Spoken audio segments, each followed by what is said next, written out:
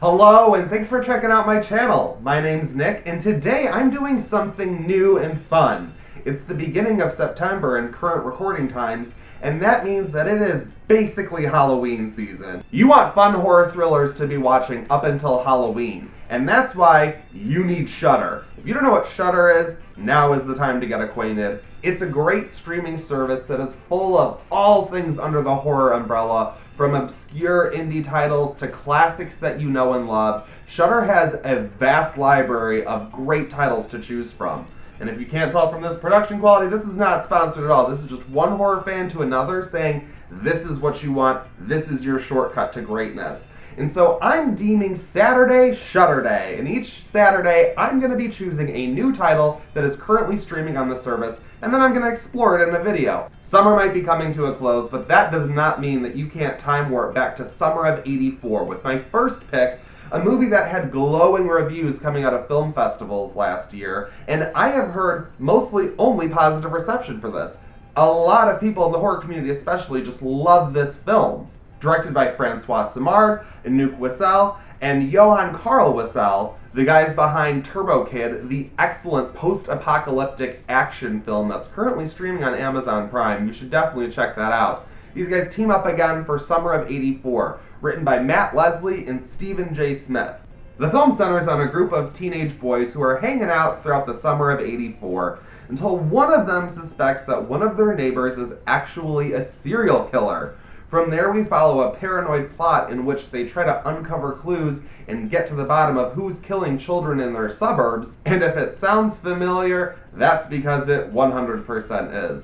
Now, I know a lot of people are jumping on the hate train with any sort of nostalgia that happens. It's very easy to look at any sort of nostalgic material and say, oh, that's weak, that's cheap, that's very lazy, you could be doing so much more, and you're just trying to hit a sweet spot in order to get my dollars. I understand that mentality, but I have to say, as someone who was a 90s baby, I hated all 80s stuff when I was growing up. I thought 80s movies looked like trash. I just was like not into the time period at all. But as an adult, I have fallen in love with the synth pop one-hit wonders and all of the great classics of the 1980s. I'm perfectly fine with the 80s nostalgia. I'm loving it, actually. I'm eating it up. Yes, I love Stranger Things. Proud Stranger Things supporter. So when I heard of this film that was pretty much like Stranger Things hard, we're unrated and we're gonna have violence and the kids can actually swear and talk like actual teenagers, I was excited. Ultimately, I feel like summer of '84 just doesn't live up to the hype, but it isn't just a hype problem, it's really a story problem. Like I said, this is very familiar, and this feels like it's trying to squeeze Hitchcockian material into a teenage film, and we've seen a lot of stuff like this, to be perfectly honest. We've seen a lot of movies where there's a teenager who uncovers something horrific, and then no one believes them, and they spend the entire film trying to convince people to believe them, and you're just thinking, everyone needs to get their shit together, or more bodies are going to start piling up. Like, let's figure this out, people. The film ends up spending all of its time playing the is it or isn't it game.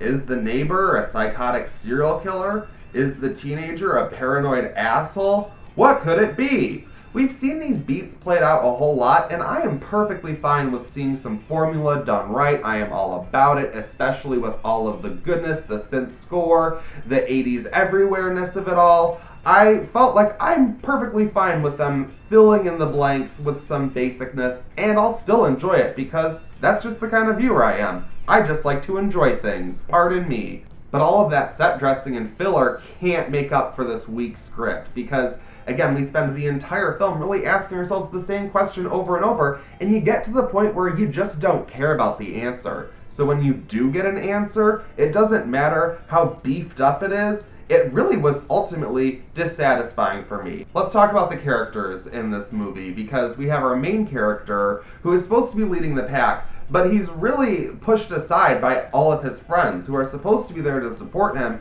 but are constantly jabbing him like, you're crazy, dude, like, I don't know if we should be following you. And I think this would have been a lot more interesting if all of the characters were on the same page, and it was really more of a mysterious adventure for these kids through the suburbs in the summer, Instead, it's just the same old them bitching back and forth and insulting one another left and right, which of course is how kids do, but it just doesn't add anything to the overall plot. We don't really get any character arcs or progression. It's really just, is our main character crazy or is he not? And speaking of character problems, I have to get into my biggest gripe with this film, which I will admit might not be a big deal for some. This really pulled me out of the film and completely ruined it for me. I could have had a light, breezy, fun time with it, but there is this, not even a subplot. It's woven so thoroughly into the main plot that you just can't ignore it. And that is that there is a neighbor girl who is older than the rest of the boys. She's, I guess, like one house over, whatever. We're introduced to this character with our main set of teenage kids watching her through the window with binoculars as she undresses, which is illegal and just plain disgusting and maybe shouldn't be celebrated. And what happens after this chick catches some younger kids watching her as she's getting naked? She comes over and starts flirting with our main character. It makes absolutely no sense. I was just waiting for this chick to punch him in the face or do something like that. No, she's like in love with him right off the bat for watching her undress. And then the rest of the movie, they develop this relationship that makes no sense. What hot teenage chick is trying to date a dude that is several years younger than her? And the entire film is trying to build this relationship between them, and it does not work at all. I don't know, just me, I hated that. I hated that, ruined this film for me, I'm not gonna lie. But what also drags down the film is just the overall question at the center of its plot. Rich Sommer plays Wayne Mackey, the cop who is suspected of being a secret serial killer. And I really like him. You might recognize him from Mad Men and other stuff. I feel like he's a great actor, and I totally understand him wanting to take on this role and show some range and whatnot. But to be perfectly honest, I just really didn't see all of the things fitting that were supposed to fit. It just didn't work for me. I'm not blaming the actor, but I do think that there were several bad choices made in terms of the plot of the suspected serial killer, and I think there was a lot that could have been done to make for a more straightforward and entertaining plotline, as opposed to spinning its wheels for the majority of its runtime. And that's what we get. We get this repetitive process of, is the kid crazy or is someone a killer? You're probably getting sick of me repeating that over and over, and that's really all there is to talk about this movie. I can't talk about the ending, because of course you should experience that for yourself. But like I mentioned earlier, I ultimately found it dissatisfying because it just felt like we were trying to wrap things up, and I didn't feel like there was a proper build-up to get to where we ended up. That might not be the case for you. I've read several reviewers say that they loved the ending, they were so shocked, it got them, blah, blah, blah.